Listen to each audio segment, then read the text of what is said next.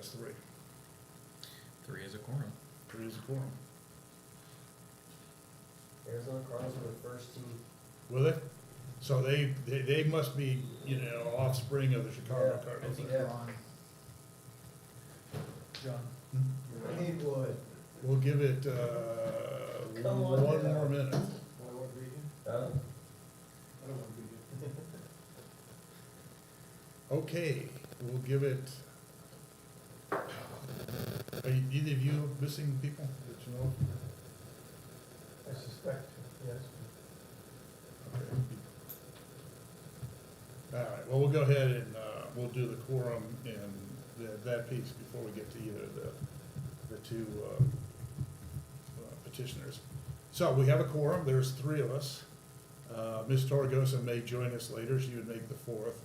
So just a note, when we go to vote, our rules require, the majority is 3 out of 5. So, because that's our formal membership role, so, and I don't know how many of these votes will come out, but, if you're counting, 3 of us have to vote yes for any approval, so, when we get to that point. If Ms. Torregosa is here, it's 3 out of 4, for approval. So, we have a quorum, and moving on to any amendments to the agenda, I do. okay? I'd like, if we could, possibly at the end of the meeting today, to have George give us an update on the GP cog municipal vision plan. Something that we received a few months ago. And I'd also like to have a discussion about repercussions on developers who do not meet their obligations. Are you able to take that on, Mr. Goodall? Sure. Okay, excellent. And we'll do that after the draft land use ordinance. Tyler, any? No, sir. Okay, do we need to vote on that amendment? To have the amendment? You can vote to add those, yeah. Okay, do I have a motion to add the amendment, to amend the agenda? Second? Motion. I will second. Any further discussion? If not, raise your hand if you approve. And unanimous, 3-0. So we're on to then acceptance of the minutes of prior meeting, September 6th, 2023. I move to accept the minutes from September 6, 2023. Second? Second. It's been moved and seconded. Any further discussion? Seeing none, if you want to do that, raise your hand. It is unanimous. We move on to informational exchange on non-agenda items. Is this the time to do that? Go ahead and do what Brian just asked you. Oh, no, I'm sorry, you wanted to add those on the end of the agenda, Yeah, correct, for board discussion. Wherever it comes up to. So for town official position reports, the code officer, as you will recall, under the comprehensive plan, we're advising the planning board on a monthly basis in terms of housing starts, and there's only been 13 new single-family home starts this year so far, and no duplexes, so Okay, as we're a- well under the cap of 45, which is a trigger for looking at, do we need to do something? And it's been plateaued there for a little bit too, for, It was like, July, they get up August. to 30, I think, last year. oh, last year, I'm sorry, I meant this 30 year. plus, but it's down considerably, Yeah. probably because of interest rates being so high. I did attend the Conservation Commission meeting, and John attended as well, to talk about the standards for solar energy systems. And the Conservation Commission has, after our discussion, has agreed that I will focus on the standards, and they looked at Topsum's ordinance, and I've looked at several other sources. And so I will be drafting, and currently drafting, the final proposal to present for public comment, which will consist of actual design standards and actually submissions, applicability, how are you gonna, different size of systems, and then also what the performance standards will be. And the Conservation Commission is going to go beyond that over the next year and look at some of the stuff that Topsum has doing, which included zoning treatments in terms of protecting agricultural lands, for example. That was beyond the scope of what we had discussed doing. And secondly, they have some kind of a conservation mitigation fee system where people doing solar farms pay a fee, and that land is used to purchase conservation easements, again, way beyond the scope of what we were looking at. And then thirdly, they're also gonna be looking at invasive species, and Topsom has them do a survey for invasive species. If they find them, they're gonna do mitigation. It's questionable whether you should just be doing that for solar farms and not all development, so they're gonna look at that as a bigger issue too.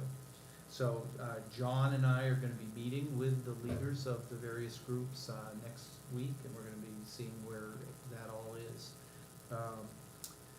I will be meeting with the select board next Tuesday.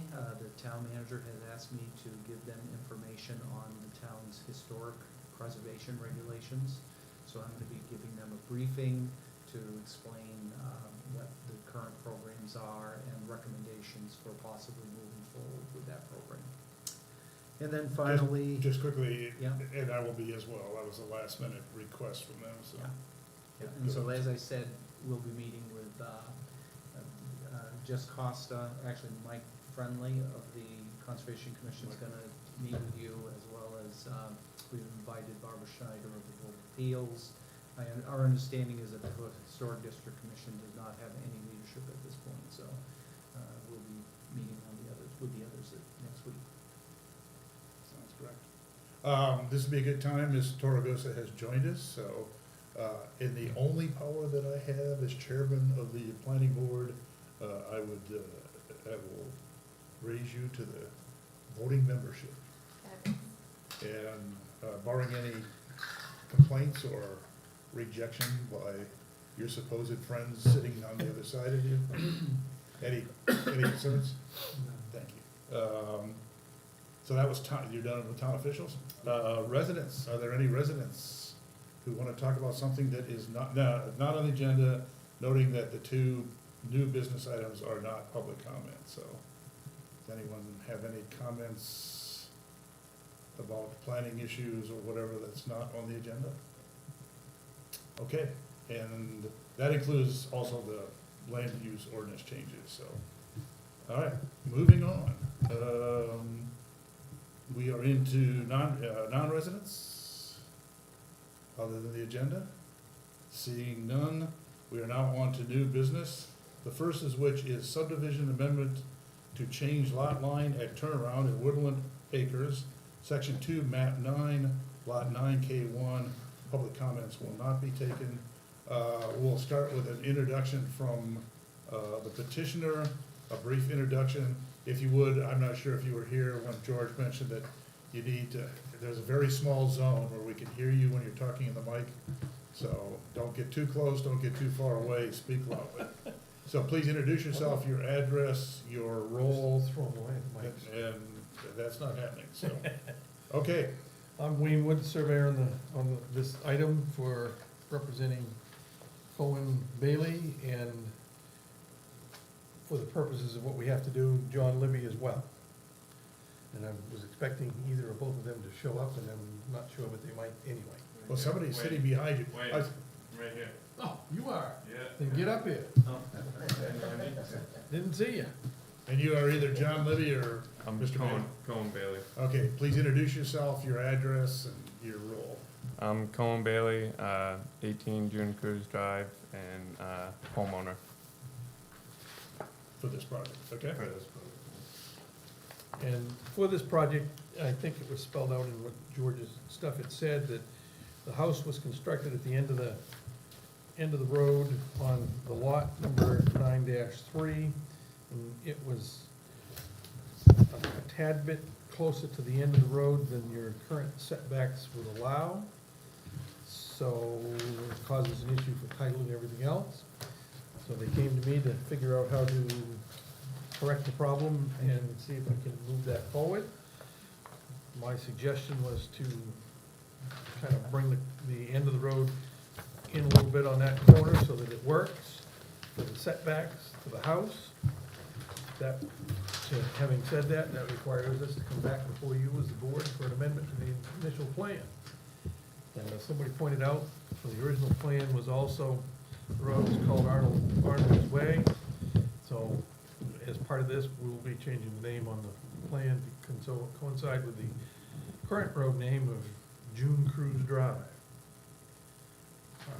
As far as I can tell, by doing this, we are still in compliance with all of the standards for the ordinance, for the turnaround and everything else that's out there.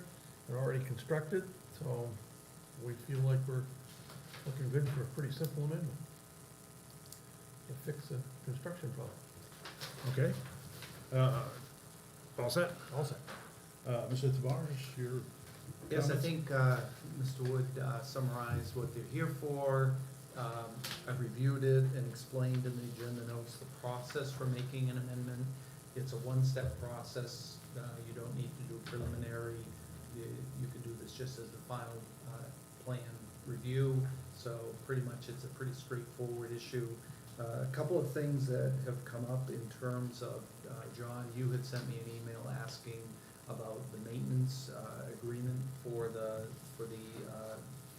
Arnold Way, June Cruise Drive.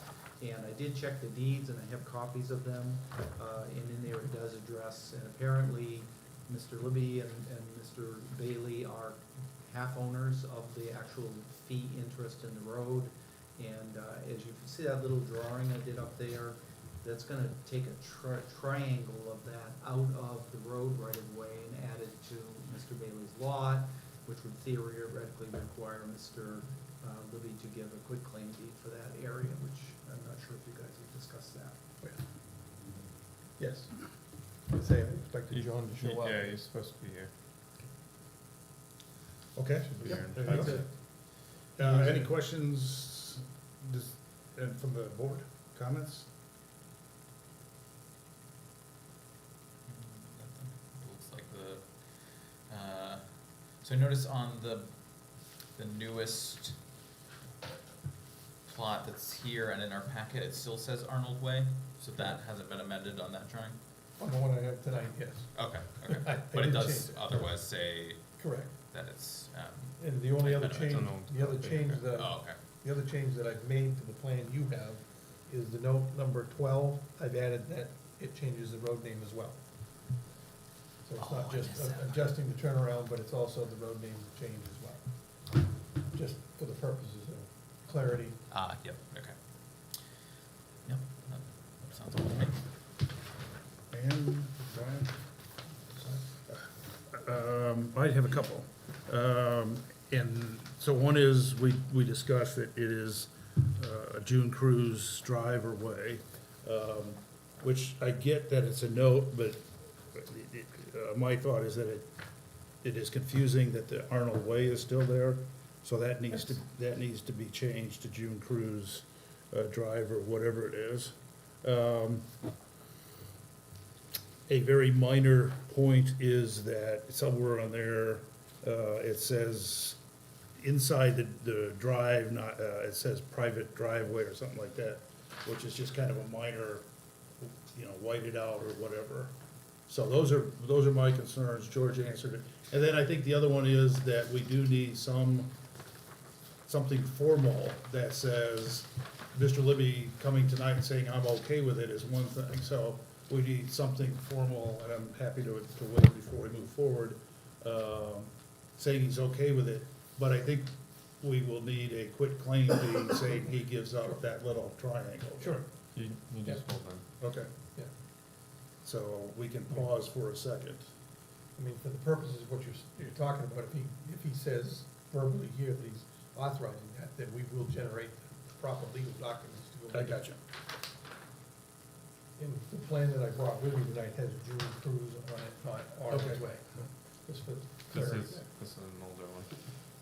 Well, my thought would be that, to keep this moving, depending on what Mr. Libby says, that if the board so chooses to approve, that we have conditions of approval that say the final before, when it comes in for signature, that the June Cruise Drive be on there, and that we have the quitclaim deed, and they show it to the planner before we sign it. Does that make sense? So who owns the road? It's a split between the gentleman who just walked in the door and Mr. Bailey. They each own half of the road. They're each half owners of the road. There's a difference.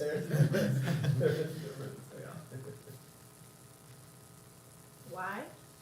My Yeah, house yeah, lot your is there, house and is then here, and his his is is here. there, yeah. So I own the entire parcel, and I split off the lot and gave them half rights to the road. So you deeded Yeah. an interest in the road to him with a, not an easement. Yeah, correct. So that's why I'm here, just to make sure that you know that we, between the two of us, we're the ones that have the right title and interest to be able to do this, make the change.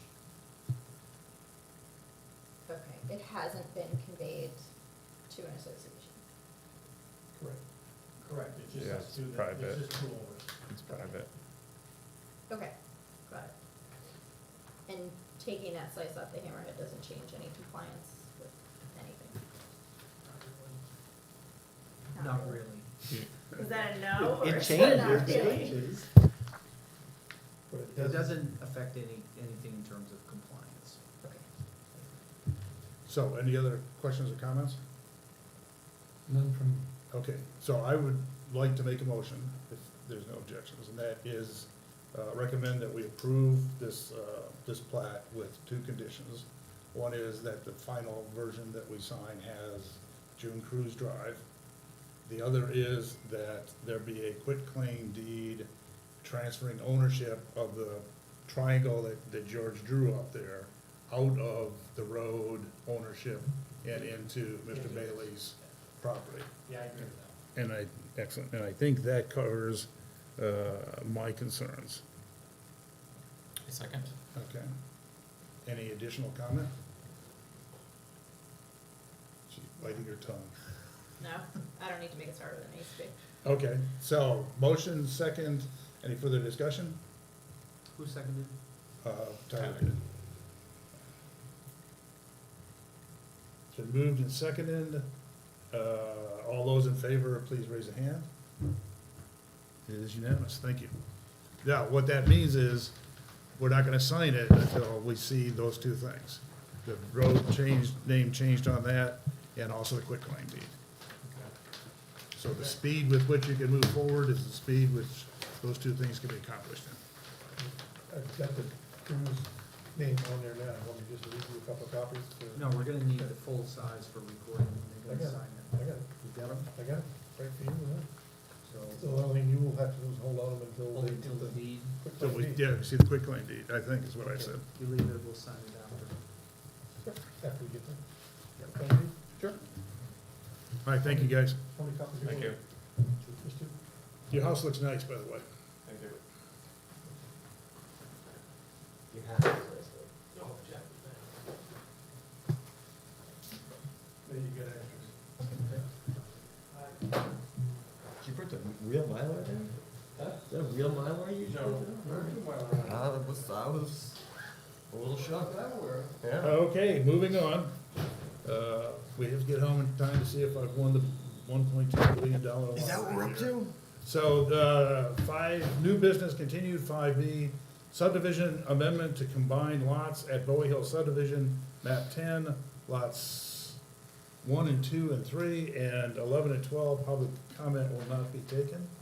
So we'll do the same thing. Mr. Burnham, if you will give us a quick description of what it is you want to do, and we shall begin.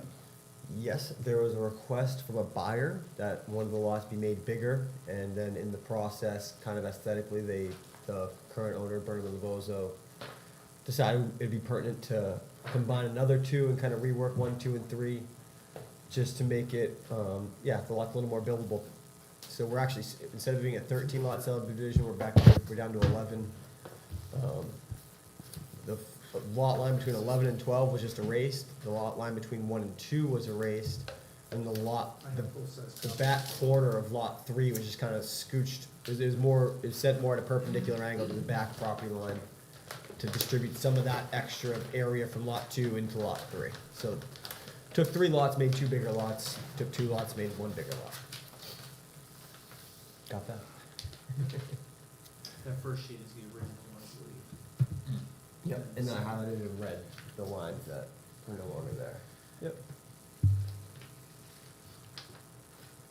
Give them just a second to look at the bigger thing that's more legible. And so really the only thing that goes Okay. along with this This is is a adding new one. one extra property pin in the back corner where we moved that lot line between what's now lot 1/2 and lot 3. We'll leave all the other pins, but we'll put one more in the back there. While they're still perusing that, there's no change in open space. No, the perimeter is stayed the same. Yep. Shim shimmy. Right. Mr. Tavares, any comments? No, as I indicated with the prior application, to make any change to a recorded subdivision plan requires an amended plan. Again, since this is not creating any new lots, you can go directly to the final plan application stage. The applicant has submitted the proper application form, paid the fee, and that's pretty much up to the board to determine that this doesn't really change anything in terms of the prior findings and conclusions. Okay, thank you. Any comments, questions from the board? I think just probably having the official copy with a note saying that's an amended change on the other one. I think that one has, is that what I record, the one with like the bubbles on it? I'm sorry, what? Or do I record this plan with the red bubbles on it? Well, ideally, I don't think you should, because I I don't shouldn't, know, I right? don't know that They the have print. registry, you should have a note on there, either in the notes or in the amendments to say what the change is. Okay, Yeah. Okay, I mean, I'll this move is those. helpful for, Yeah. for explaining it, but I don't think that's a recording plan. okay. Then I'll do that, and I gotta stamp it, John's got my stamp, which isn't a great thing. So I'll, give you a copy with a real hard stamp on it, or a fresh stamp, and then I'll move those two notes into the notes. I think, yeah, just according to the ordinance, I don't remember what the rules are, but you have to note the original page and section it's in, Yep. and then the changes. Yep. And you're good.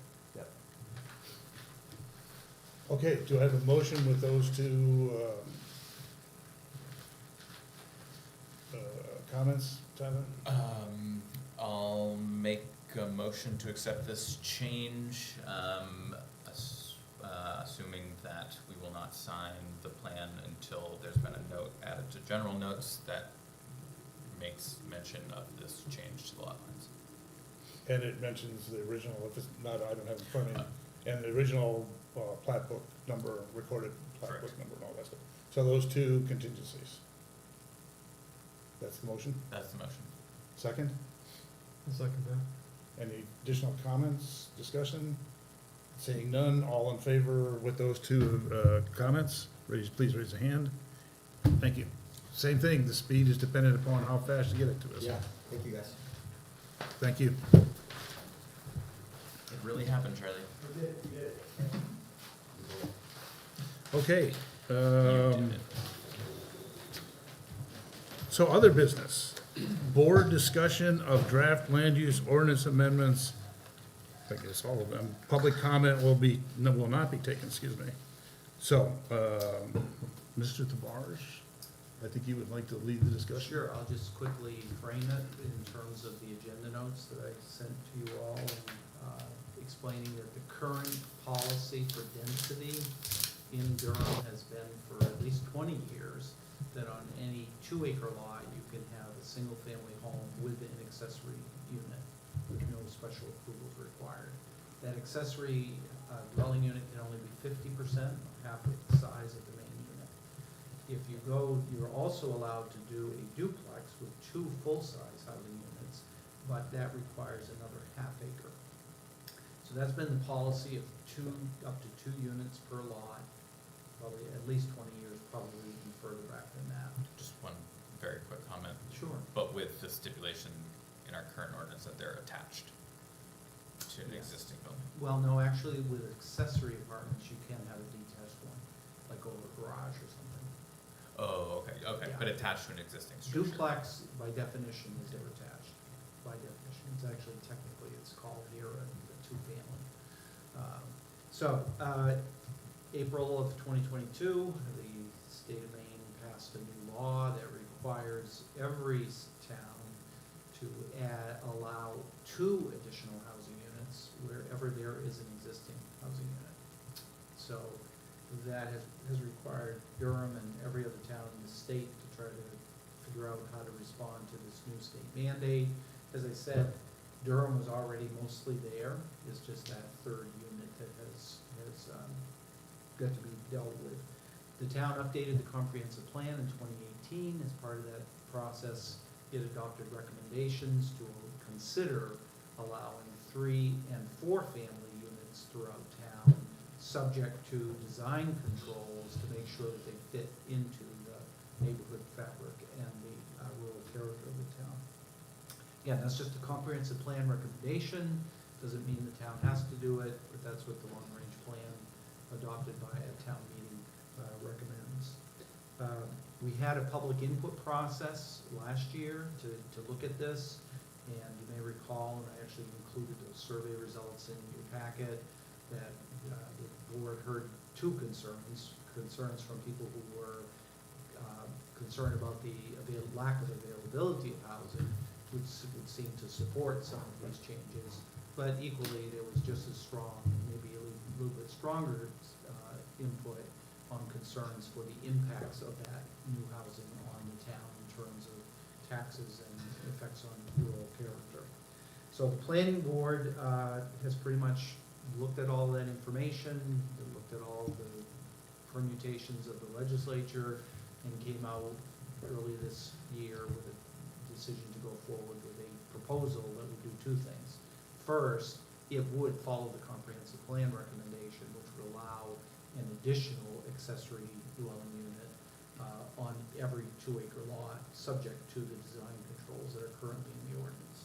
The second part of it would be to say, look, the state has said you have to allow these full-size homes to be built on these lots, but it does allow you to increase the lot size. So this proposal that you landed on would actually also allow that 3rd housing unit, but if they do that for full-size home, they would have to do 2 acres per each full-size dwelling unit. So that's the proposal.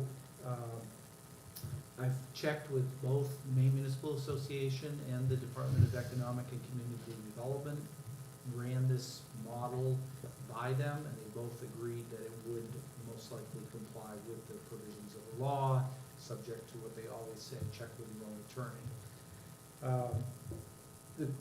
During our discussions over the last few months, there have been questions raised about, is this the right approach to growth management in Durham? It has been 5 years since the town did its comprehensive plan update. Conditions have definitely changed in terms of this new state mandate, and so it may or may not be, in your minds, important to ask a few larger questions in this upcoming public participation in terms of the larger growth management picture. And I did include the questions in your packet from the 2018 review, and I think those are still pertinent in terms of what is the general direction of what this town wants to do in terms of growth management. Do you want to continue with what I think Ann would agree is low-density sprawl, 2-acre zoning across your whole town is not compact growth and large lot rural zoning. So you could include some questions in this process to see whether the townspeople still have that goal of keeping the town rural, but at the same time keeping the lot size no bigger than it has been in the past.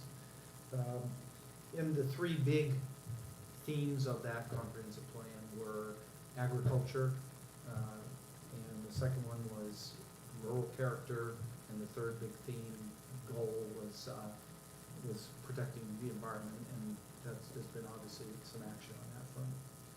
So the question now, we do need to get rolling on a public participation process, and charted out kind of a rough time frame of doing a public informational meeting in early November, and then starting the citizen survey, which could incorporate some aspects of what you take in at a public informational meeting that might generate some additional questions, and then do a survey during the month of December, review the results of both of those things as the planning board at your January meeting, and then decide whether to go forward with a recommendation for amendments to the select board in late January. And then you have to start the process of getting the warrant articles drafted in the town report, do the official legal public hearing 30 days before the town meeting, or no less than 7 days. So we're right now at that point of we really need to launch the public participation to get this done. Okay, open, I guess, for comments and discussion. So we have in our minds what we think how we'd implement LD 2006 in our ordinance. And we're saying we want to draft some new questions just to make sure that things haven't changed since comprehensive plan and since our survey last year. That is George's proposal. Do we need to go over what they covered it in here? Happy to, if George doesn't mind, taking a few minutes, just kind of say, here's what we would be looking at. I think it's burned into my brain, but Okay. maybe not.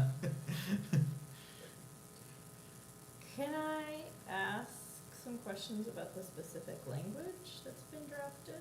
Sure, I mean, because I think that leaving here, at some point in time, we're going to want to, something's gotta get out there. And so I'd like to, get to the point of finalizing sooner rather than later what, I realize it's not the final article, but at least this is what, what we're proposing out there. So, we'll start, Ms. Torregosa. So in the packet, you want to go to the drafts? Yep. Unless there's a better place to start. Nope. If I'm jumping ahead. Nope. George, can you explain to me why we added a definition of housing unit? It seems to overlap entirely with the existing definition of dwelling unit. Okay, so just so everybody's on the same page, this is in the packet. The amendments start on page 30 of the packet. And so Ann is asking about on page 34. I've proposed adding a definition of housing unit. And the reason for that is that if you go back to page 30, That's dead. in order to treat accessory apartment different than the full-size housing units or dwelling units. So part of the problem is we have the state definitions, and then we have Durham's definitions. And what we want to do is we want to make a distinction between accessory apartments, accessory dwelling units, not requiring additional lot size, and dwelling units, full size, requiring 2 acres per unit. So what I've tried to do is to establish the definition of housing unit, which is a room or group of rooms designated and equipped exclusively for use as permanent living quarters for one family. This is obviously, and I think you're pointing out, very similar to the others. But I think it overlaps entirely with the definition of dwelling unit, and I'm not sure why it's necessary. well, why I think it's necessary is that it specifically says including accessory apartments, single-family dwelling, and 2-family dwelling. So then you have those other definitions which will be incorporated into this. And so what we then are able to do is have a maximum number of housing units on page 30, subsection A8. And that differentiates, that's the maximum number of housing units. But under 7, if those are full-size dwelling units, they have to have 90,000 square feet per dwelling. That's the intent. So by saying maximum number of housing units per lot, Yeah. 3, Yep. you're saying we can have a duplex and 2 single-family homes. What I'm saying is that if you go back to, let's see, where is it? So you've defined the only difference between the definition for dwelling unit and housing unit is the inclusion of a two-family dwelling as a single housing unit. Under dwelling unit, a two-family dwelling would be two dwelling units. So carrying that back through to your, maximum number of housing units, you could have 3 duplexes on a property. No. Yes, that's how you've written it. Okay. Maximum number of housing units per lot. And you've defined housing units to include a two-family dwelling. I don't think that was the intent. No, it was not the intent. I think you need to get rid of that definition of housing unit and just use the existing definition of dwelling unit to start with. So how do we make sure that we don't require the larger lot size for somebody doing the second accessory apartment? Do you think that that's an issue? So I think you can define it specifically as, pull back up. No. I'm not smart enough to figure out your computer. Oh, I just don't like the inverted scroll. So I think there are a couple ways to do this better. One, in one situation, you have minimum lot size for a single family or two family, and then further down, you define it as minimum lot area. Like you should pick one or the other. It's either lot size or lot area. And just do minimum lot area, for example, for single family, two family dwellings. Minimum lot area for anything other than single family or two family, which will be your 90,000 Correct. square feet per dwelling unit. And then I think you can just have a note that says accessory units shall not be considered a separate dwelling unit solely for purposes of minimum lot size, calculating minimum lot size or minimum lot area, however you decide to use it. Gotcha.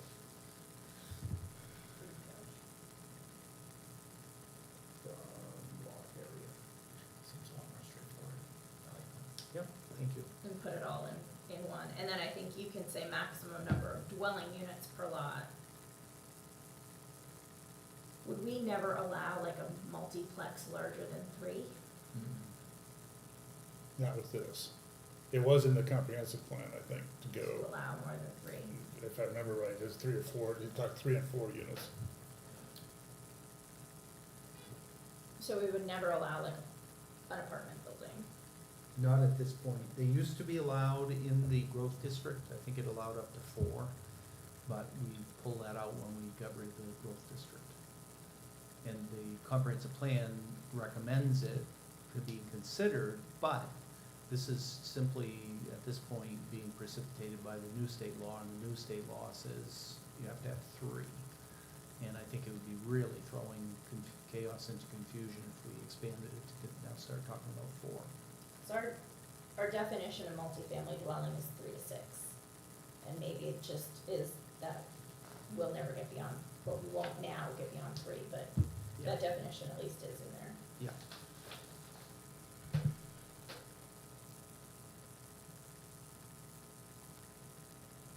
Do you think we should change multifamily to be 4 to 6? No, I mean, No.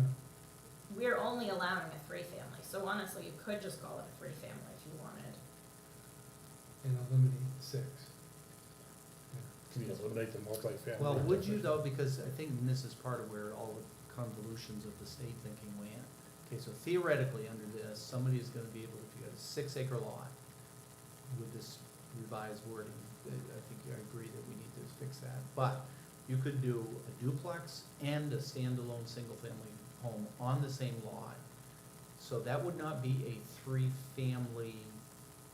A multifamily is defined as a single structure. Right, so see, that's 2 different structures, that's why. Yeah. Yeah. Can you eliminate multifamily at this point? I think you'd have to say 3-family. That's all that's allowed. You have to at least have a category for it. Because we're saying that it's allowed, right? You can build a 3-family, or you can't build a 3-family. How many units can you have in a single structure, not including accessory? You can't do a 3-family anywhere. So then why, this we don't need that multifamily, definition. yeah, this multifamily was in there before, we didn't take it out. Okay, then we don't, you're right, we don't need that definition at all.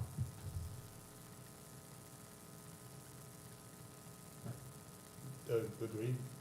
He's already put a squiggle on it, so It's squiggled. Yeah, we it's not didn't- erasable.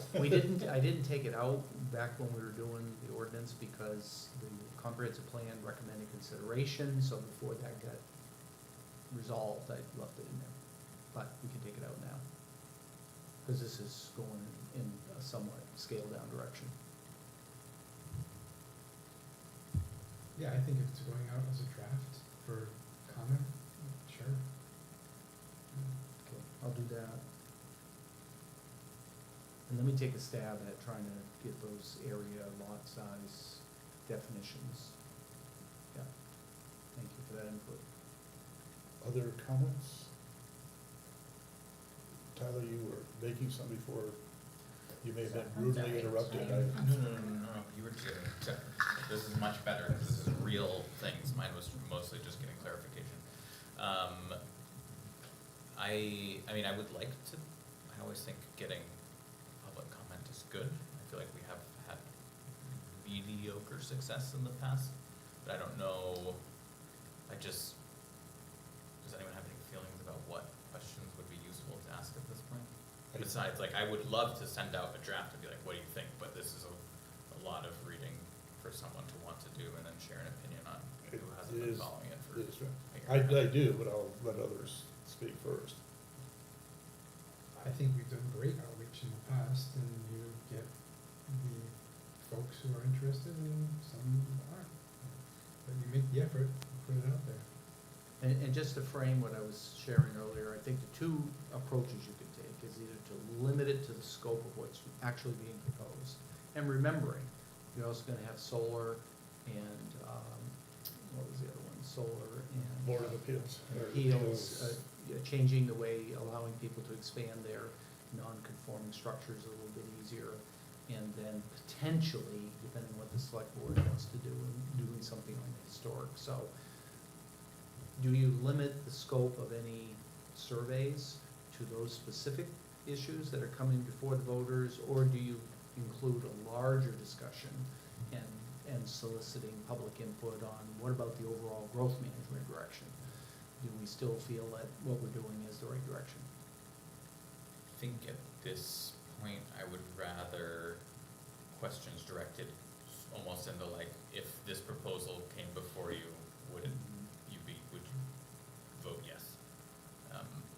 So we get an idea of how scary it sounds from, like, I guess it would be a draft of what the language in the actual warrant looks like, the warrant question looks like. And I think, especially because it's following a law that we have to follow, and I think we should revisit questions for the comprehensive plan, but I think that should wait, would be my opinion. My thought, what Brian is thinking there, is, I agree with you, and I think that this is probably step one, just like George was talking about with the, what do we do with the solar, where solar is gonna be limited to what I call the technical infrastructure questions. We can get into the discussion about what lands should or should not be solar down the road.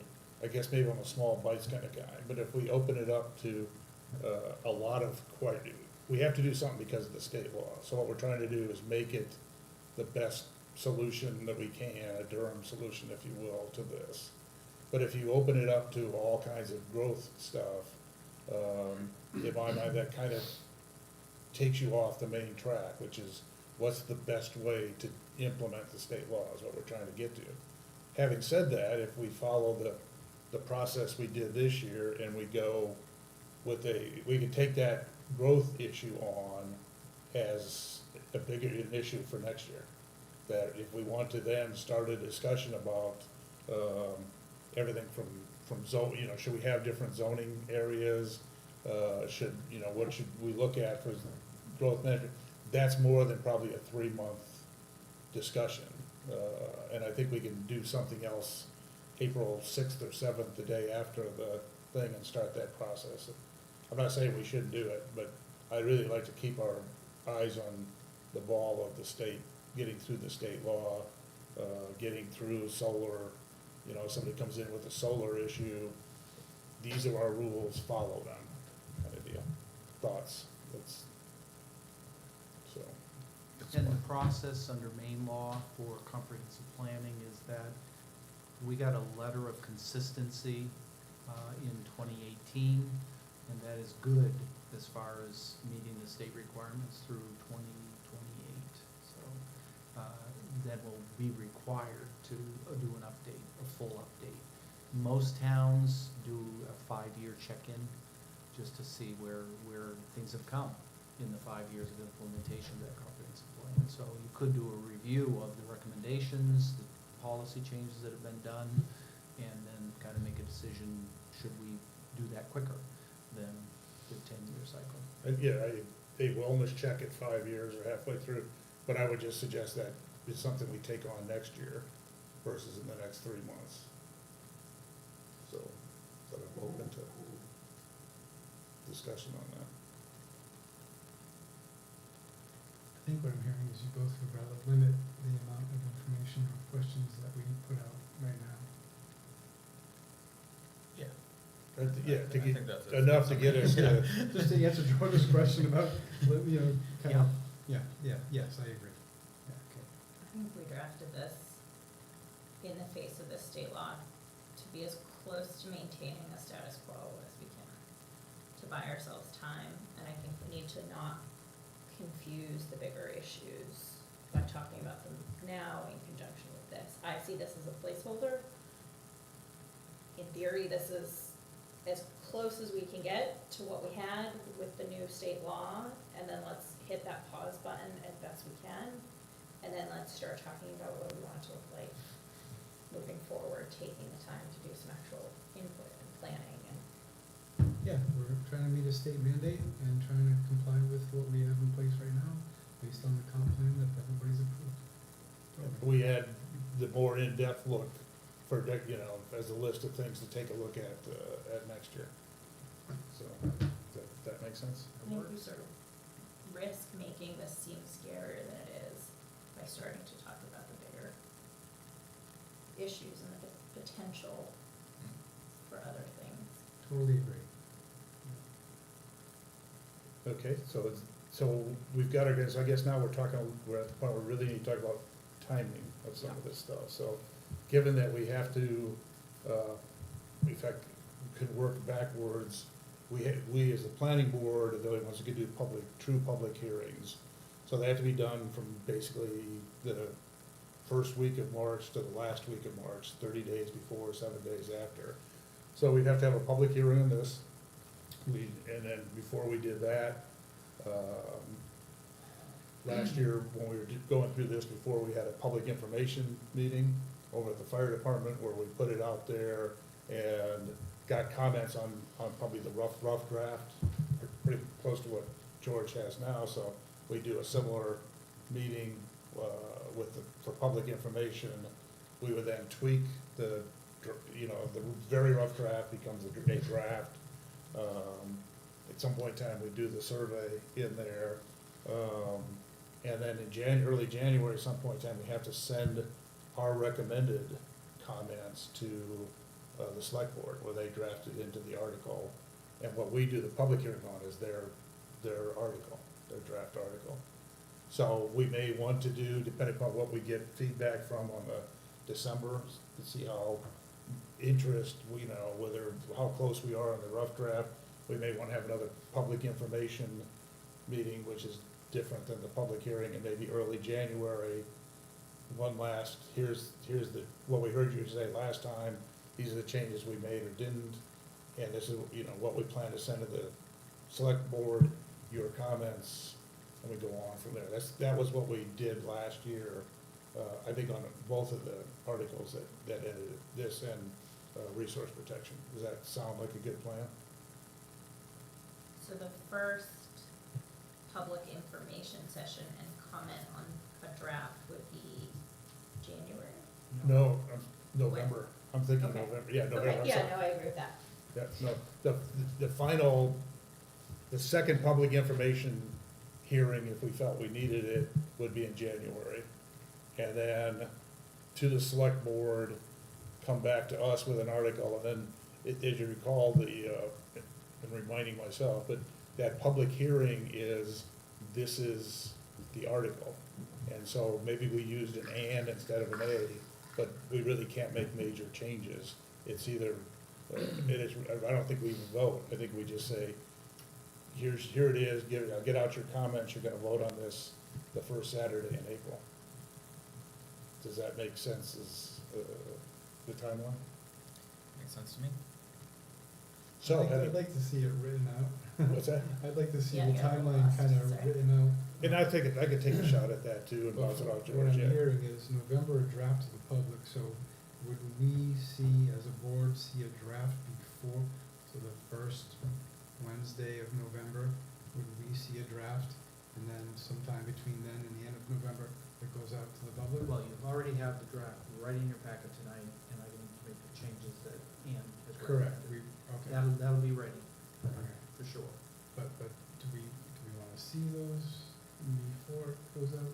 We can put it on the agenda for November first, which is your regularly scheduled meeting, and then we need to pick a date for the public information meeting. Yeah, I would like to start putting dates on, to your point, let's start, because, remember, this is one, solar's two, Board of Appeals is three, and then a minor one is, fees. Fees are gonna be rolled into the solar, Solar. because we have to get fees in there anyway. So it's just a comment that the selectmen have the authority to set fees. So do we have a draft of solar, or will we have draft of solar? I'm working on it right now. That's running, yes, so the Conservation Commission is the lead on that one, so George has been working with them on it. They would, part of the discussion we'll have next week with their leadership is, you gotta, end of October, you gotta look at this, give us what you want to present to the public. They actually, if you remember, they did the presentation to the public. They held the public information meeting, if you will, in, I think, early December, if I remember right. And they took the lead. We were just members of the audience. And so, late November, early December, they would then have their public information meeting. If they wanted to have a second in January, and then I guess we need to take a look at it, maybe we would do the second meeting in January and send it to the select board. I guess I'm a little concerned that they're gonna be doing public information, cause ultimately land use changes have to go through us, right? We've Yeah. sort of delegated to the Conservation Commission, but ultimately they need to come from the planning board. And I'm a little concerned that they'll be doing public information sessions on something that we don't even know whether we as a board agree with. I mean, I don't foresee it being insanely controversial, but I'm a little uncomfortable completely delegating our authority, I'm not sure we can, to the Conservation Commission, cause we're gonna have to hold a public hearing. Sure, the public hearing, and so, taking what you said, then, as I'm looking at it, is in my mind, they would give us, if they held their public, could we see anything from them on the first meeting in November?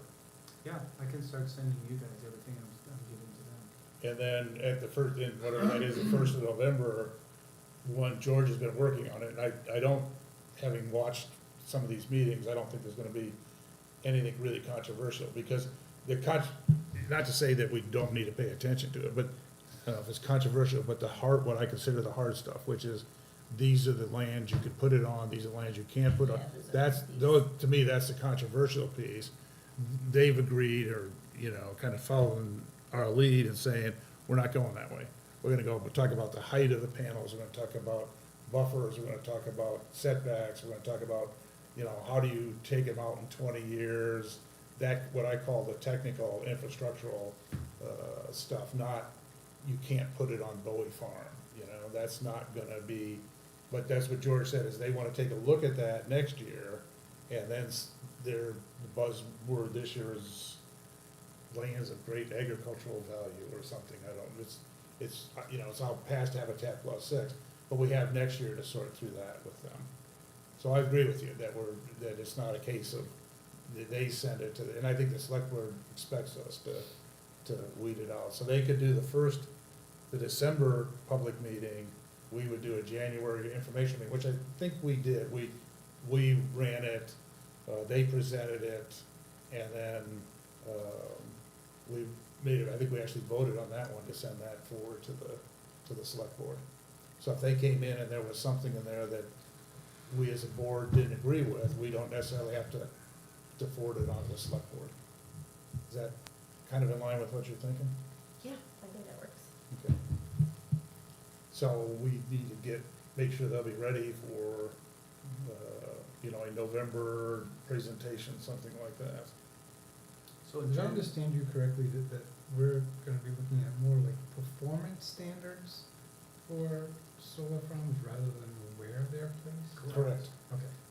Correct, yeah, so we're not gonna get into lands of great, I mean, resource protection is already, it can't be done in there, so you've already taken a lot of land out of it. And so, that and then the whole impact fee, how much the impact, can we have impact fees, which is a whole nother study and all that other kind of stuff. Those kinds of questions can be followed up going down there. And we're talking about large scale, not residential. It'll be broken into residential. Let me give you just a Yeah, go ahead, nutshell you'll do a better of job. what I've done so far. So, the Conservation Commission basically took Topsum's ordinance, which they thought was very progressive, and kind of really responded to some of the information that I distributed earlier in the summer from Maine Audubon and Maine Farmland Trust, protecting farmlands from these things and integrating them with agriculture. They had a lot of very progressive stuff in theirs. What I did was took theirs, and it included a lot of the specifics of, as John mentioned, fencing, buffering, visual impacts, the safety, there's some real safety issues here, public safety access, those were all typical standards. John mentioned the decommissioning. So what I've done is I've looked at a dozen ordinances, both locally and regionally, and one out of state that looked really, really effective.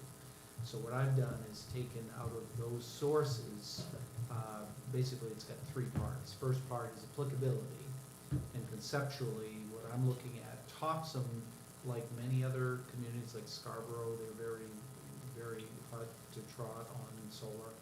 And so they're making it, and those are bigger communities with industrial areas and everything. So my sense is, and maybe you could give me your sense, is that in Durham, going with industrial scale is gonna be real difficult in terms of how do we make that work. So what I did, and there were a range of communities in Maine that have different scales for these different things. There's basically three different levels, individual home or business. And then you've got what they call the community scale, which would be like a subdivision, which is larger. And then you have utility scale, which are the mega ones. So the way different towns in Maine have kind of parsed those differently and used different numbers, where I came out just after reviewing all those and thinking about how Durham looks at things is that only up to, so anything roof mounted or a ground mounted up to what they could call the air space, which I'm assuming is the panel itself, how much area it occupies. 2,000 square feet would be the limit of a residential or commercial that doesn't require any board review, just a code officer. Anything over 2,000 square feet, up to half an acre, would only require site plan review, where it would go to the planning board, look at buffering, safety, all of those issues. It just so happens that they're putting one in, if you wanna see how big that is, in Cumberland, on the stretch of Route 1 from Cumberland down. They're putting it up right now, and that looks like almost exactly a half acre. So it'll give a good sense of, what, and that's right next to the road. I don't think they're gonna have any effective buffering on it. So that'll be something we can look at as here's what we're trying to do, deal with. So up to 20,000 square feet. Some communities use kilowatts, either megawatts or kilowatts. How much energy comes out of these things changes probably every year as they get more and more efficient. So I don't think, who cares what the megawatts are? It's the size of the farm that's gonna be the most important thing. So anything over 20,000 would not only have to go to site plan review, but it'd also have to be a conditional use review. So you'd get to look at, okay, what is around here? Is this in keeping with the scale? Is it not? So you get to look at those larger policy issues before you go to the detailed analysis of that. So that's the way it's set up right now, and it would include three parts. First is the applicability, which I just explained. Second part would be the submission requirements, and, you know, things like a specific decommissioning plan with who's gonna do it, how much is it gonna cost, and how are we gonna make sure that it actually gets decommissioned 20 years from now, 25 years from now. So, Alan Plummer, the code officer, came from Mechanic Falls, and they had some pretty robust getting to your issue of accountability of developers. Pretty good stuff to look at, so we can use that. And so again, it's got the applicability, the submissions, and then the actual performance standards. So I've done the applicability, I've done the performance standards at first draft, and then the next parts are the fees, which are gonna go into the Article 18 on administration, and we're gonna fix that other fee stuff. And then the final part is definitions. So what is a medium scale, those sorts of things. What is a inverter? They're gonna have to have a 400-foot buffer, sound buffer, noise buffer. Because in these things, the inverters, and I can't remember what the other term is, they can generate noise. And so the Stafford, Virginia system that I looked at, they actually had them put on the plan a perimeter, a radius of 400 feet to the closest house based on sound studies and those sorts of things. So that's where it is. And I'd be happy to start sending you all that stuff. Please do. And then so I guess we need to work with the Conservation Commission on their timing, but, and I think we've said that enough that they know the March deadline, the January deadline, to get it done and have the information meeting. And I think it worked okay last year when we did resource protection. As I recall, they had their first information meeting early December. We met again in January. I think that was the one we ran as a planning board. And then we had a public, that was about the only thing left, I think. That, and what was the other thing we did? We dropped housing, and then the other one was public roads Yeah, just acceptance by clarify. the town council, so kind of a simple one. So this time, at this point, we're looking at potentially 4 issues. First one, obviously, is the housing density. Second one is the solar standards. The third one is the Board of Appeals treatment of expansion of non-conforming. And then the potential fourth one is historic preservation regulations, which may or may not go forward. But so having public information meeting, each one of those, a couple could take at least a couple hours just for discussion on that. So I think you're looking at least 2 meetings, and my thought was to split those up, have 2 and 2.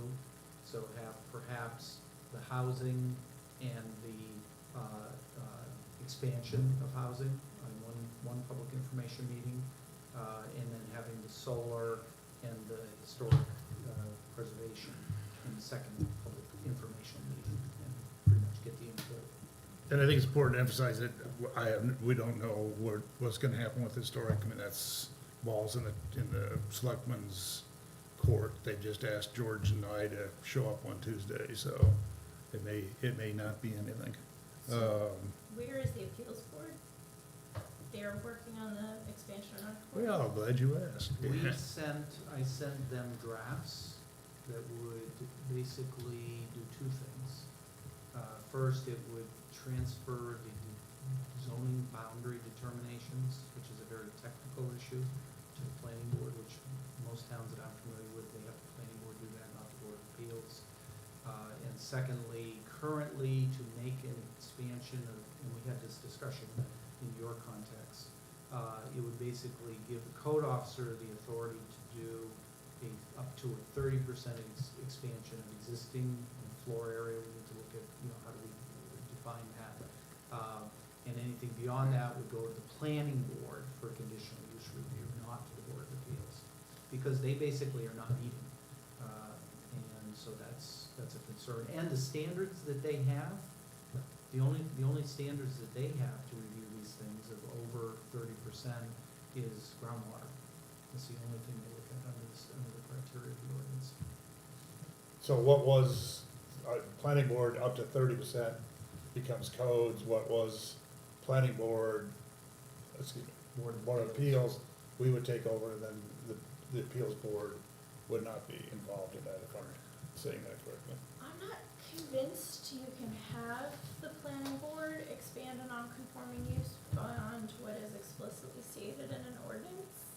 So you might wanna ask that question, cause that you're essentially into variance territory at that point, and you can't delegate that to the planning board, that can only be done by Board of Appeals.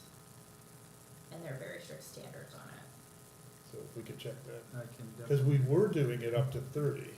Well, and if it's in the ordinance up to 30, X, Y, and Z, there's not a lot of discretion. But a blanket, That's pretty a typical. blanket up to is different. Yeah. Is your, okay.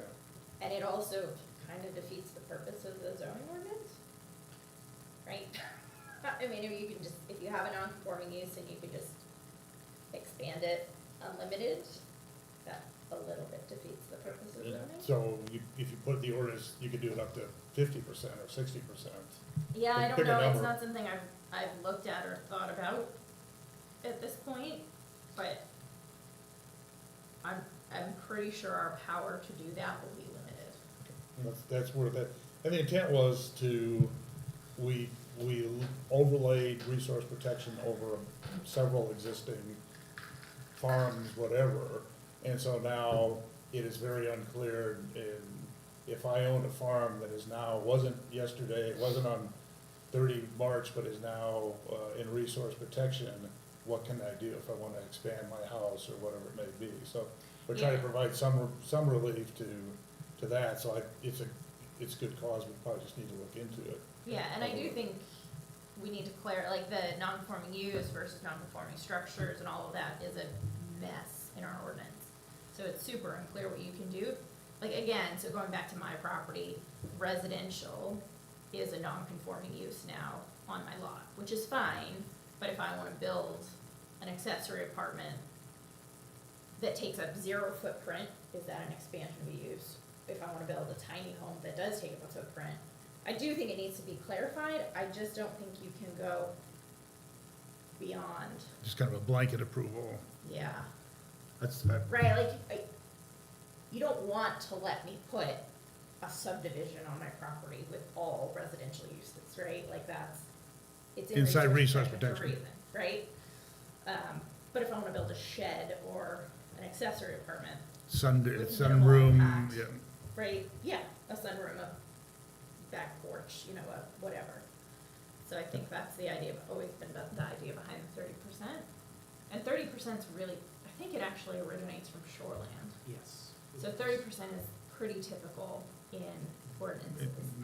I'm a little worried. And planning about- boards yeah. everywhere have delegated that Yeah. responsibility in shoreline zoning. So to your question of what we're gonna do, right now, we've not had a buy-in by board of, wrong term, the appeals board. So this may be one that we are the full owners of going forward. And so with we've been working with, their chair and some other stuff, but they haven't stepped to the plate and said, we'll run the information meeting, we'll write it up. I think it obviously needs to be tweaked a little bit, or may need to be tweaked, but I think we're pretty close to having it drafted with some tweaks, the appeals board. And so, I think if we solve the question that you raised, we'd be on sort of the same timeline. Again, I don't know if that's, if it's not controversial, you're done in 30 minutes of public information. If it's housing, which may or may not be controversial, it may be 2 hours just housing, or last year it was 2 hours of resource protection, as an example. Hope nothing is as controversial as resource protection was last year. Just- That is always my hope. But, so it would be, so the point being is we had, and then there may or may not be a fourth one. And so that's, 3 potential public information meetings, probably 2 for sure, 2 January meetings, and then 2 formal public hearings, which, again, it all depends on how many people, want to come and talk. We got all the way to the formal public hearing, and people were coming in and said, I've never heard of this. We got into the town meeting, and people said, I've never heard of this. So, to your point earlier, those of you who are paying attention, this is coming down the road, so. I think it's gonna be a little harder too, because on resource protection, people got notices, and that started the conversation. Nobody's gonna get a notice on this one, because no specific properties are impacted. Yeah, and I guess what we have started doing, if you noticed, the town Facebook page now has our meeting notices and some other stuff.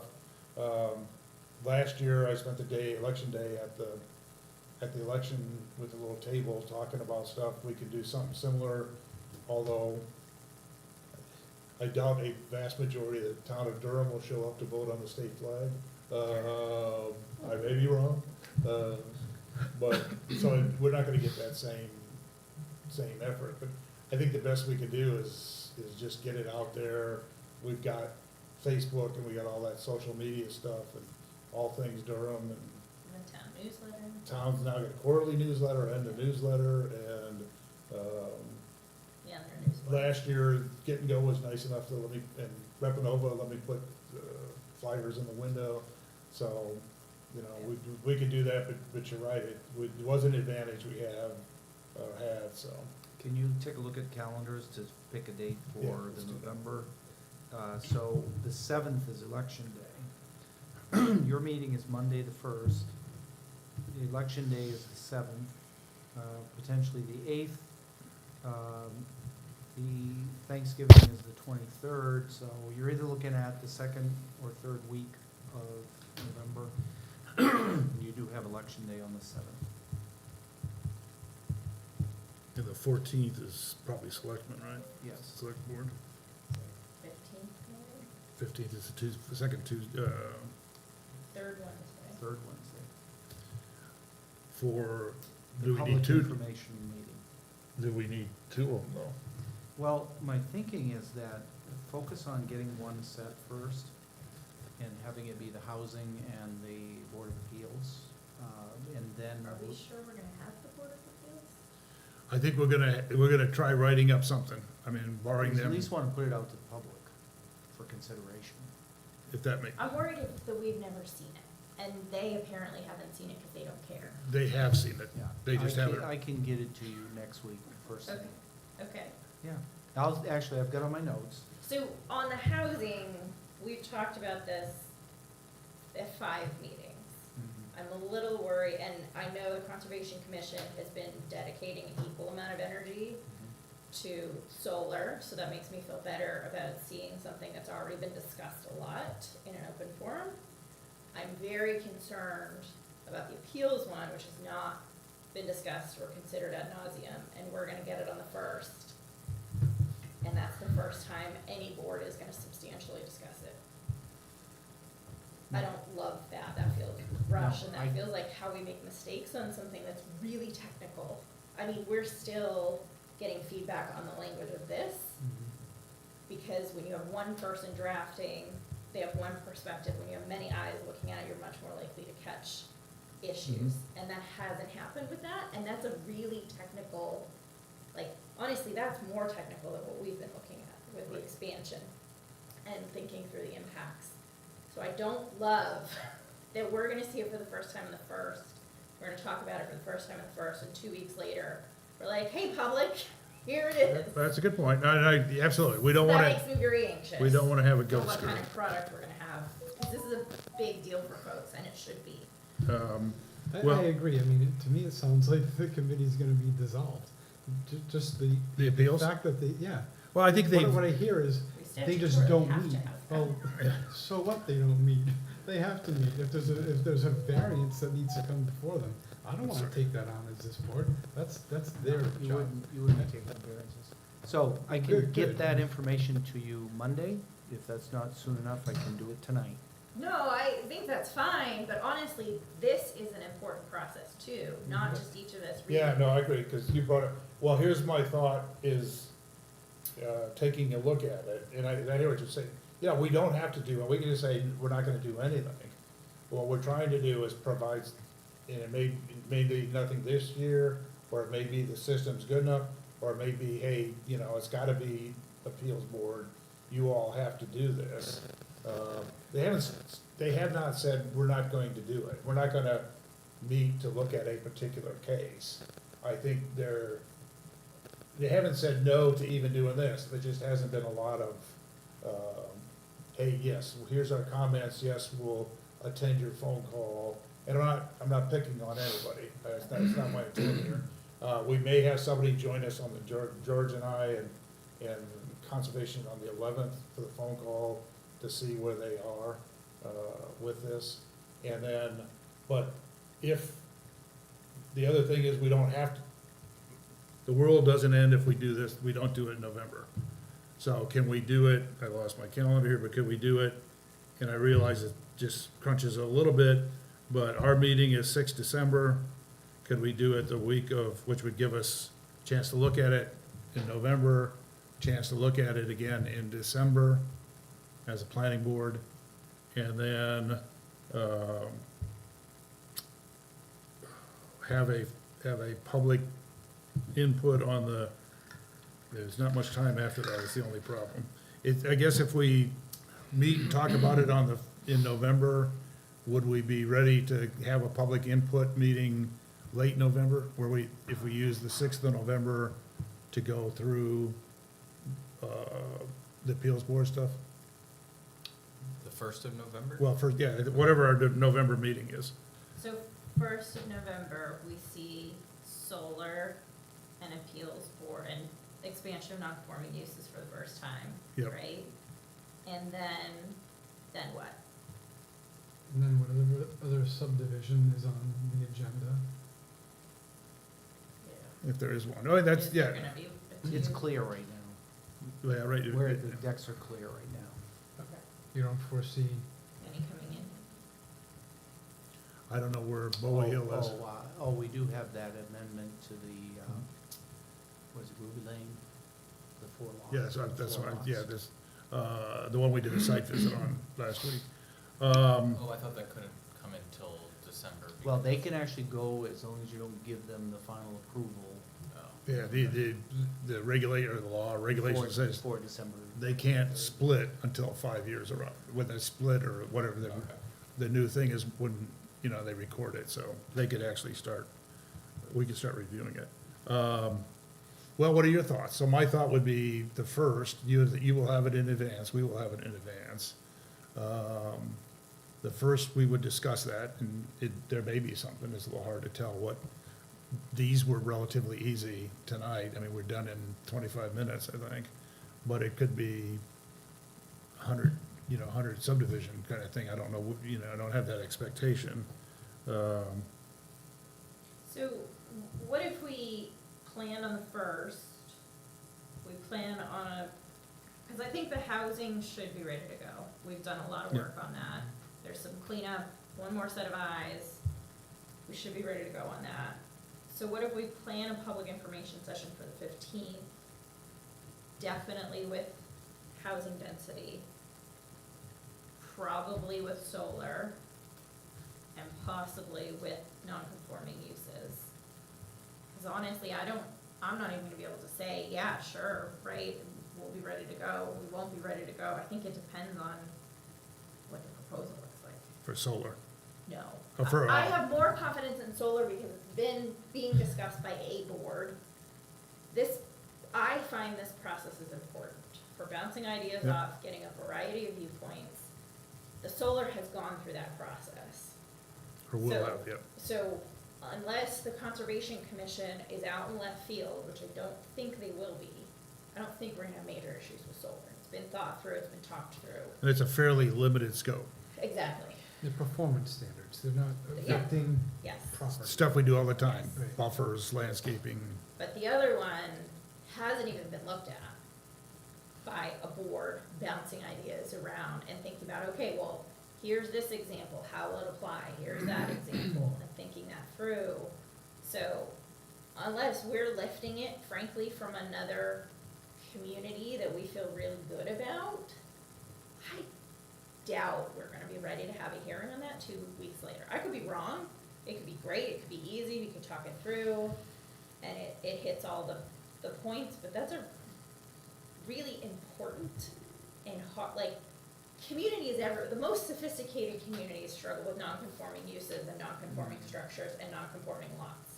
Like, the three of those are a disaster, like, pick Lewiston, pick, maybe, I won't say Portland.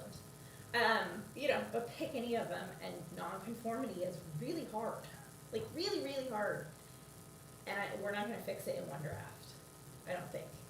Maybe And just let me say, the scope of this is not, because you're right, that, this article is a mess. It's an absolute confusing mess. It's not consistent. It takes from the DEP shoreline zoning, and it's just a mess. And the intent here is simply to respond to the multiple citizens who dealt with the resource protection and were complaining that in order to do a modest expansion of their home, they have to go to the boards, and that's ridiculous, and it costs money. And so this was just simply an attempt to respond to that public input, which was not just one person, it was multiple people, to try to provide a simpler process to be able to do what they're already allowed to do in the ordinance, but just not have to go through a board to say yes, because you're almost never gonna say no, Well, unless there's some really, really, And if the great concern, and it sounds like it's a legitimate concern, is anything above 30. So is a potential solution, and it may be an easy solution, is, okay, codes, you do everything up to 30, if we think that's legit. But the Board of Appeals stays in anything above that, if we're concerned that that is a variance. and the wacky thing right now is it's easier to do a larger than 50% expansion than it is to do a less than 50%. Because you got the conditional use criteria that apply to the up to 30, and then you've got just groundwater for the Board of Appeals to look at, over that. I'll be honest, I don't think that's legal. I think it's a variance at that point. If it's over, but do you think it would be okay if it was, because what we are trying to do is, it sounds to, and I'm in support of this, is within guidance, if it's just 30%, so a third of your house, you're gonna add, 1,000, a sunroom, or you're gonna do some, is that something we feel comfortable with the codes person doing? So it doesn't go to a board, someone who works 4 days a week? Or is it still something that should come to the planning board?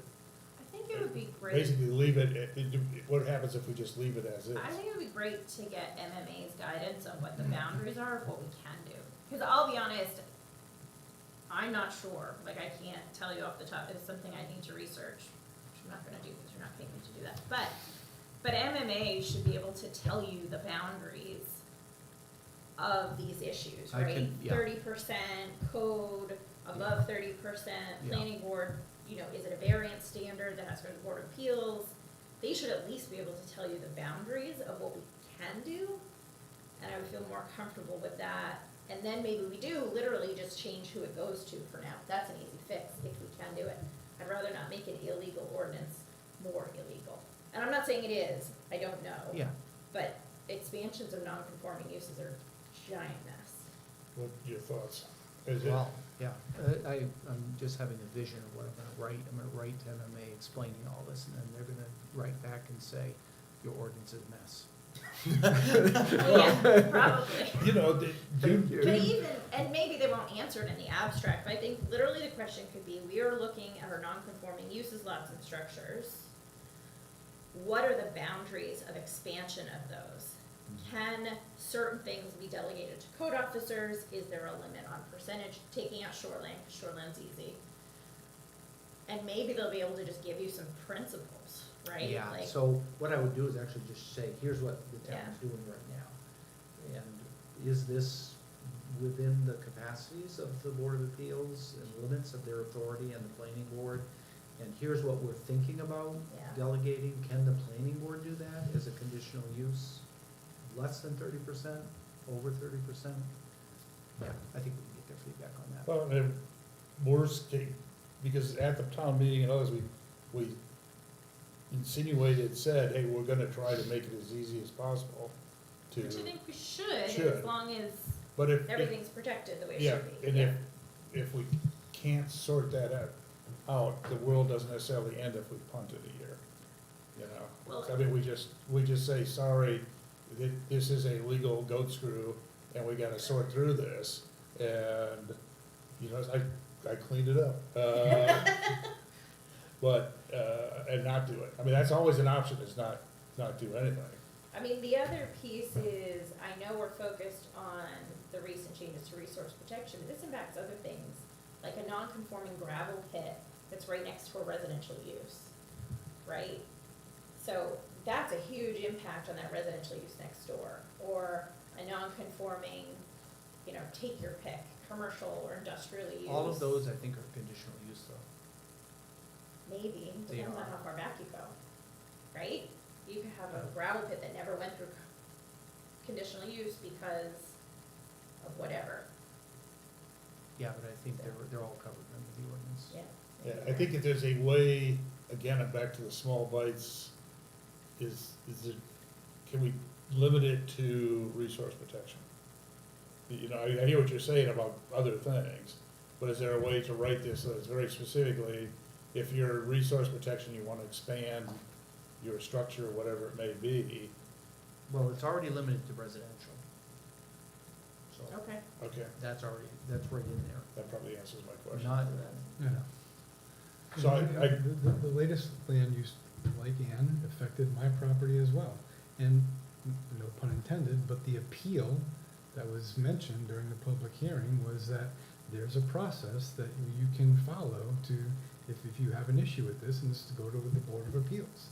And I think that resounded with a lot of folks, and okay, hey, if I have an issue with this, there's a place that I can go to try to resolve it. And I think that's, you know, I applaud their effort to make it easier, that if we do nothing, that process is still there. Right. Because I don't think the Board of, if I've said otherwise, I want to make it clear, the Board of Appeals hasn't said they're not gonna, if I file or you file an application, they'll hear your application. That's not the intent of it. So if we don't get a resolution, or we're concerned that we don't have the right answer before the town meeting, we can say, look, this is the process. And if we make it less than 30%, you can go to the code guy, and that's easier, because he works 4 days a week, And and again, he's around all the time. maybe it's all fine, but 4 or 5 different people with different perspectives asking these questions and answering Sure. them is Yep. really, like, the law of unintended consequences is a bad thing. I we agree. tried to get that over the summer from the Board of Appeals. Yeah, and that's fine. They've struggled a lot with membership and attendance and all of it for years. I get it. But So- the select board did appoint a new member, so that's encouraging. There's an alternate, yeah. So, I guess where we are then is 1 November, George, if you can get us, the Board of Appeals, the answer from MMA, and he tweaked what they I'll said. get you the draft out quicker. Yep, and then, just their blessing that it is okay, or no, it's not okay, you have to make changes. And then 1 November, we look at it for the first time. December 6th, we look at it, I think that's the first Wednesday, the second time, and then we will have to, I think, schedule a public information meeting real fast thereafter, because then we're into Christmas I think we can schedule it on the 15th, right? of December, November. the Board of Yeah, Appeals. right now, we're doing housing and solar on November Okay. 15th. Got it. Yeah, did you want to? Nope, never mind. You lost me. I'm back. Sorry. We're good. And then look at doing something on Board of Appeals and/or historic in December, early December. Yeah, there may be two of them, because certainly I don't think if we have to add the fourth one, which I'm not sure that's what's gonna, I have no idea, but, that decision has to be made quickly, obviously, we're gonna try to get it done for the next town meeting. Okay, so 1 November, we'll look at solar, for the first time, and then George will send out what they've come up with, but we'll kind of talk it through on the 1st of November. On the 15th, we'll do the public information on both of them, and then both those two, and then 6th December on appeals, and then what's 13 December? I mean, once you get much past that, you're into Christmas. So, I know 13 is what, the second Wednesday, does that work for people? Just put these down there. I won't be there. December 13th. That's, I'm throwing out there, that's 1 week after we've had a chance to look at it for maybe the second time on the 6th. For whatever reason, that's usually when my work schedule goes completely insane, even though I'm not tied to Christmas when I do, but I'm hoping it won't be this year. Yeah, I just don't know how to do it, it's not a great time, because, I mean, there's Christmas concerts, and there's, Christmas parties, and travel, and all those other kinds of things. So let's see what we find out on the 1st, but let's just kind of pencil those dates in there for now. And, we'll get those dates out to Juliet and Alan. And so we have about a half hour, anything else, I'm sorry, on. Oh, you added a couple of items. Yeah, I was gonna say, we'll use the last half hour to talk about, Those were. GC Pogs, can't remember the name of it. Add GP cog vision plan, or you just want an update Yeah. on that? And then, the repercussions for developers that don't follow the rules. Was that part of GP Cogs? No. No, it's Okay. two separate issues, right? Okay, Okay, as far as GP cog, I think I explained this earlier, that the town has received a grant through the town manager's initiative to do a study of the campus here, which includes the town hall, the ball field, which they're now expanding, the Rika Center, and the fire station. Because it's just, over the several years, the town's been spinning its wheels on a number of issues in terms of the use of this building, the lack of meeting space, the lack of internet over at the Rika, same for the fire station. And the town has all these resources here, the lighting, just, that's, the Eureka's scarier than this is, in terms of you come out there, it's pitch black. So a lot of those issues, what the town manager would like to do is get kind of a vision process going for looking at these strategic, important properties, and just look at creating a long-range plan that'll kind of stop the town from spinning and come up with, what are the goals? What do people want to see here in terms of the use of these facilities? Not just keep putting out fires of problems. So we've been working with GP Cog. They've been very slow they had a timeline that got pushed back. It hasn't even started yet. It was supposed to start in July. It hasn't even started yet, so. Okay, that was my bigger question, was when you gave us this package, it had Yeah. a schedule in there, and we haven't seen anything happen. That's really. GP Cog's schedule, and they just haven't done it, so. Okay. And, they're trying to do so much. I mean, they do a lot for the city of Portland, they're in transportation, housing, they're in a lot of big stuff. And I think they're trying, in fairness, to give the smaller communities some service. And so, they've also agreed to help us with the public outreach. So last year, when we did the survey, we had to use Microsoft Office to do a survey, which has no controls, doesn't do really any analysis to speak of.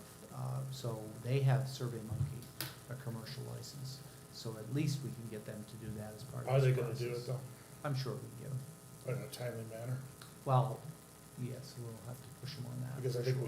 we need to be prepared to go, I mean, I didn't think the results were December. that bad, that, there was good, may not have been perfect, but there was good information there last year. Yeah, but it's just, you don't have any control. Somebody could do 100 responses. So, Use like a Google form. You can't limit responses to Google Forms, I don't think you can restrict by IP or make sure people don't double vote. Not certain on that, it's just my opinion. They let you Require multiple vote in the an All-Star email game. address. But I don't think we didn't have like 10,000, No. inputs last year, so No. I guess my point is, they haven't been timely on No. other stuff, so we don't wanna, like, we gotta pull the trigger Yeah. at some point in time and say, Well, worst comes to worst, we'll do it the same as we did last time. yeah, that survey wasn't that bad last year, but Yeah. we had to. So, does that answer that? Thank you. Okay, so what is your question on, what is it, repercussions for developers that don't follow the rules? Or Sure. don't follow through with what they said they were gonna do? Yeah, so one recent subdivision application or an expansion of a subdivision that just came up was Ruby Lane. And you brought up the fact that or actually, maybe you have followed up on this, their performance bond or their roadway bond, I'm not sure what the right term is, might have expired, and they didn't fulfill their obligations of completing the road after 4 houses were complete. I could be wrong, you might know. I don't remember the numbers, but Yeah, something like that. Yeah, they were Sounds- supposed yeah. to have the road paved after the fourth house. Right, and so that never happened. Correct. So what happens, what's the repercussion? Okay, so one repercussion could be that when they come in for their expansion, you take the opportunity to say, okay, before we give you any further approvals, what you've already been approved and have not completed has to be brought up to complete code requirements in terms of construction, in terms of bonding, in terms of every requirement that you didn't meet that you were supposed to meet. And in fairness, the planning board in the past has not necessarily held developers to a very hard line in terms of giving approvals without bonding, based on personal cognizance of the developers. The Mary Baldwin had no performance guarantee whatsoever, and that obviously went south in a hurry when he died. So I've always taken the approach, I'm fair to everybody, but don't recognize anybody, because they can't guarantee. Just because you've been here doing it successfully for 40 years doesn't mean you're gonna be here for 4 more. So we have to look at every project as if this is a developer from New York or somewhere else, as well as locally. Everybody has to play by the same rules. So, since I've been here and since I've been assigned to help the planning board, as you can see, we've really taken strides to get everything on the proper course for reviews, we currently have now, on this latest subdivision, is it $12,000 to hire the engineer to go out and do inspections, and they're down there weekly, looking at right now, they're doing the stream crossing. And still, it's a challenge to get the developers, they go out and inspect it, they find missing silt fencing or not put in, and we have to go through trying to get them to do it, but we've got the tools now, and part of it is getting the staff to be a little bit more follow-up on this stuff, because code officer doesn't think that's his area necessarily primary. Road commissioner says, I got roads to worry about, those are all private roads. So the town manager's trying to work with the staff to get everybody on the same page, and I'm trying to give them the information to do it effectively. So it's way ahead of where it was, not where it needs to be completely, but we are making great progress. Now, ultimately, things like the town has taken developers to court in recent years, the Dean Smith situation, and others, some of the landscaping businesses that haven't been following, getting permits. And so the town select board over the last 5 years has really said, look, we're gonna start enforcing the ordinances. And so that's another route, repercussions. The town has taken developers to court for compliance or non-compliance with ordinances. But clearly, if a developer is coming in for an expansion of a subdivision that has not been completed according to the earlier requirement, you can say, we're not giving you any more approvals until this one is brought up to where it needs to be. Yeah, I guess, I think, like, I don't even think that expansion in that particular subdivision should have even been brought before us, because of the fact that, Well, a little time, okay, just understand, I'm just the town planner. Yeah. I have no authority to tell someone you can't come to the planning board. They apply, I process it, I advise you, I cannot tell them you can't go to the planning board. That would be denying their rights of due process. Yeah, So is there a process where we can be informed as to whether or not, like, I don't drive around town, I go to every Mhm. subdivision to see if the Mhm. road's been paved, or I don't check in with the town clerk to find out if that performance guarantee has been paid. Is there a process where we're notified, or do I have to do the digging myself? Okay, let me clarify a couple of other points. Okay, number one, is that the planning board has no enforcement authority. All your authority ends at your signature on the plan. So this board has no code enforcement, has responsibility for enforcing ordinances and even planning board approvals. So that's one issue. In terms of public, review and discussion like we're having tonight, that's absolutely fine to understand what's going on. but- So whose responsibility is that? It's ultimately the code officer and the town manager and the select, board. Okay. Has the code officer been withholding certificates of occupancy? Has he been withholding them? Yes. Yeah. He's been getting a lot of pushback, but he's really starting to push stuff. And And if I could, just one last point in terms of, as I said, in fairness, in the past, the town didn't really enforce stuff. And there's like a culture of, we don't have to do that. Now that culture is changing. It's been changing over the last 5 years on a lot of different fronts. So part of this is like that Ruby Lane subdivision and others, we're saying, look, the town let them do things in the past. We're not letting them do things. So we're gonna work with people to transition to the point where any time you come in now, you're coming in now, just understand, we're gonna hold you to the rules, just philosophically. and I think, Mhm. the code guy, probably not in a perfect world, but can withhold, if he's supposed to have it paved after the fourth house, and I think my discussions are, they're now enforcing or not ever, you're not gonna get your fifth permit.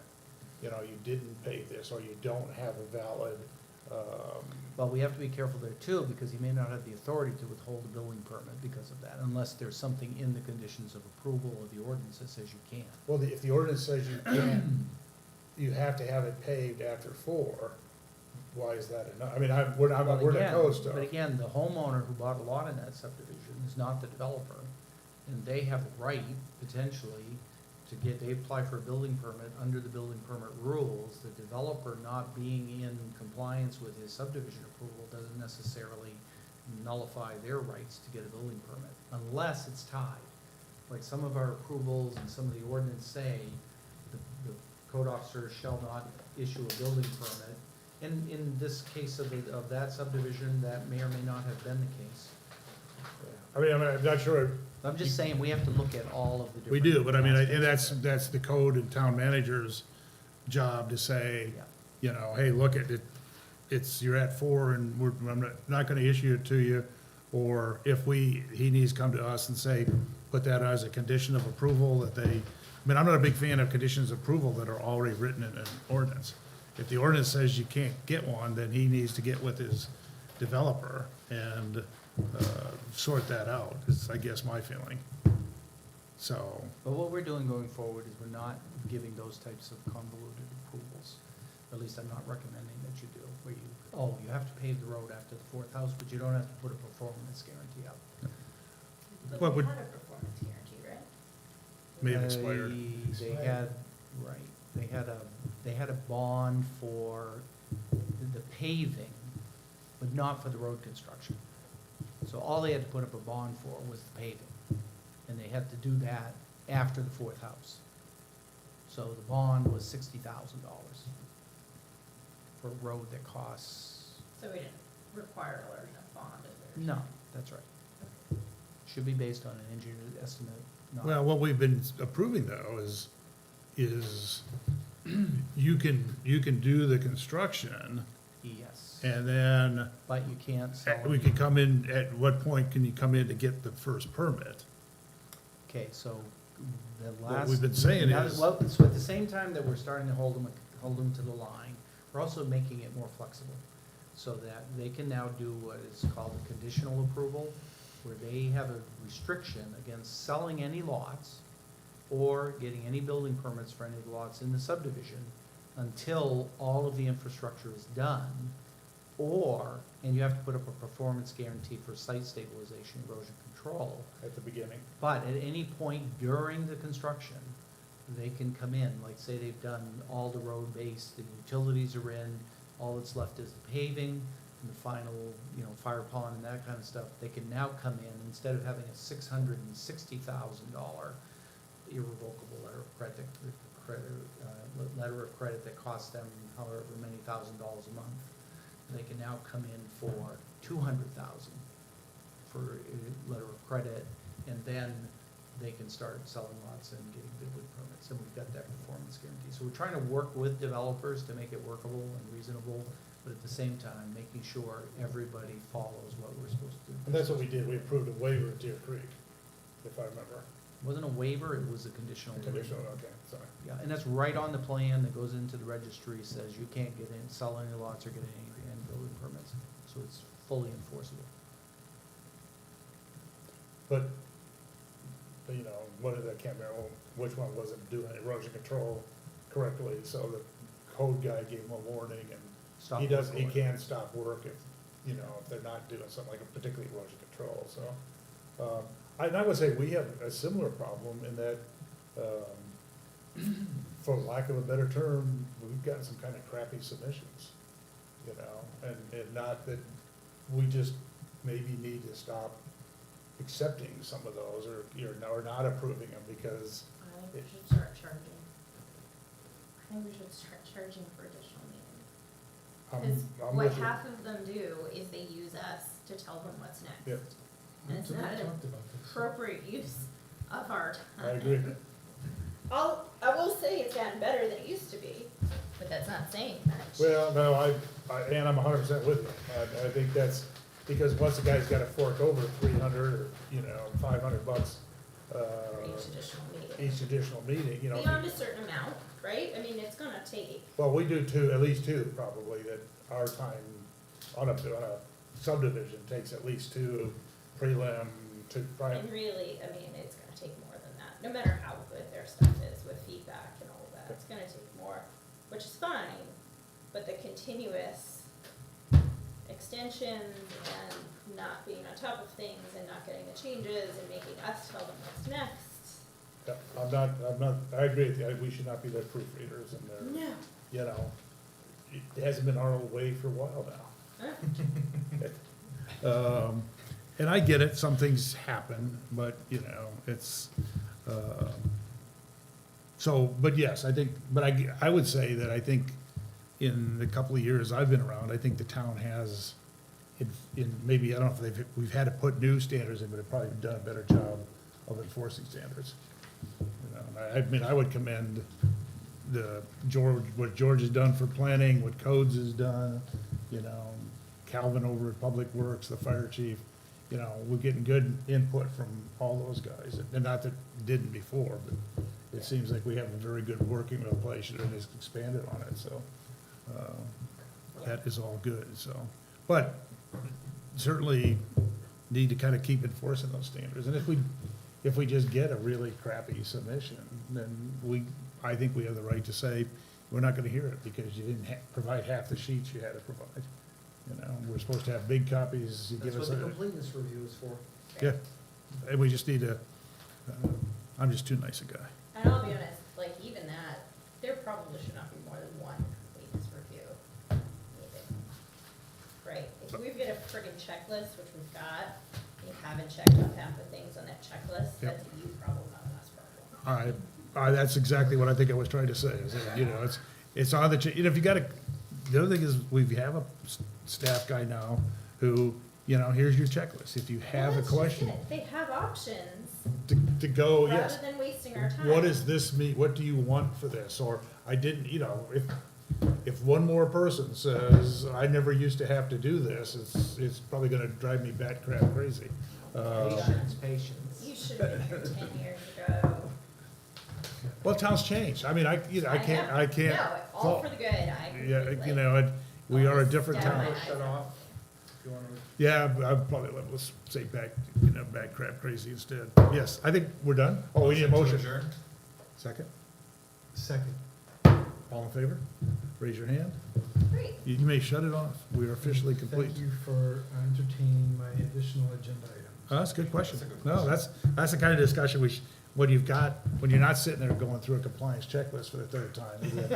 We have time to do that stuff. Well, and I think in part what's relevant to us is what are